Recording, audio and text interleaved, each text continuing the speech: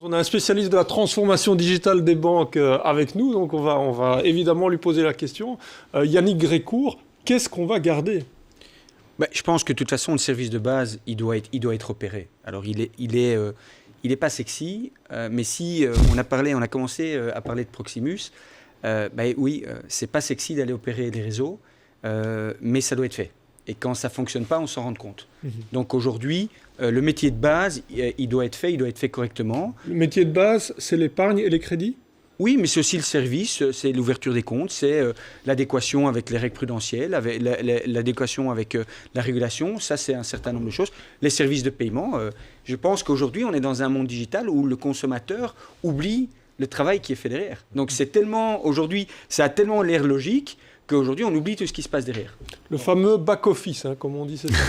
Oui, je pense que le back-office, si on dit back-office parce qu'on ne le voit pas, oui, on ne le voit pas, sauf quand ça ne fonctionne pas. À côté de ça, il y a un certain nombre de choses dans lesquelles l'accompagnement du client est extrêmement important, et le conseil est extrêmement important. Aujourd'hui, on parle des dépôts. Alors, on prend les dépôts du côté de la banque. Si on les prend du côté du consommateur, aujourd'hui, il perd de l'argent parce que ça ne compense pas l'inflation. C'est-à-dire qu'il a des taux réels négatifs qui doit, à un certain moment, ça pose quand même un certain nombre de soucis et on doit pouvoir s'y habituer. Et donc, il y a aujourd'hui, si on regarde peu ou prou en termes d'investissement, il y a aujourd'hui une vingtaine de pourcents de clients belges qui sont dans de l'investissement. On peut se poser la question. Alors, il y a eu des dérives. Donc aujourd'hui, j'aime bien l'image du mur pour arrêter le tsunami. Oui. Le problème, c'est qu'on est dans un monde où on se dit ce qui on pensait n'allait jamais se passer, c'est quand même passé. Donc aujourd'hui, on doit faire un peu plus attention à ça. Mais je pense que l'encadrement et le conseil est extrêmement important. Et en fait, je sais qu'on va arriver sur la discussion des GAFA. Aujourd'hui, il y a une lutte énorme sur qui va gérer la relation du client. Dans quel environnement le client va se situer. Parce qu'aujourd'hui, quand vous utilisez Uber, qu'est-ce qu'ils essaient de faire ? Ils essaient de vous garder le plus longtemps dans leur environnement. Quand vous allez sur Amazon, ils essayent de vous faire revenir le plus souvent. Et donc, ils vont essayer de vous donner plus de services, plus de raisons de revenir chez eux. Et ça, c'est un combat que les banques ne peuvent pas perdre. C'est la vraie menace aujourd'hui, ce sont les GAFA pour le secteur bancaire.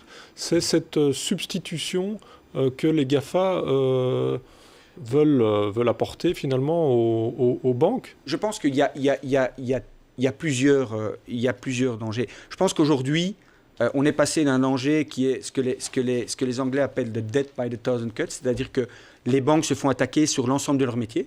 Si on regarde les fintech, qu'est-ce qu'elles font ? Elles regardent en fait les endroits où les banques sont aujourd'hui inefficaces.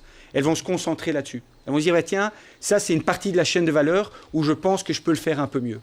Alors on a vu qu'on a beaucoup craint ça il y a 5 ans. On voit qu'aujourd'hui, oui, certainement, il y a une distribution au niveau fintech, mais il me semble que dans l'ensemble des clients que j'ai l'occasion de servir au sein d'EY, c'est moins aujourd'hui l'occasion. Et les GAFA, pourquoi elles sont plus dangereuses ? Pour 2 raisons. Elles peuvent se permettre des erreurs au niveau technologique. Pourquoi ? Parce qu'elles ont une masse d'investissement, on parle de nouveau de capital et de capacité d'investir, qui fait qu'elles peuvent rater 3 vagues, mais la 4e vague, elles peuvent tellement mettre de moyens dessus qu'elles vont tout rattraper. Aujourd'hui, une banque, les choix digitaux et les choix technologiques, c'est pas facile. Parce qu'on n'a pas vraiment beaucoup de place pour se tromper.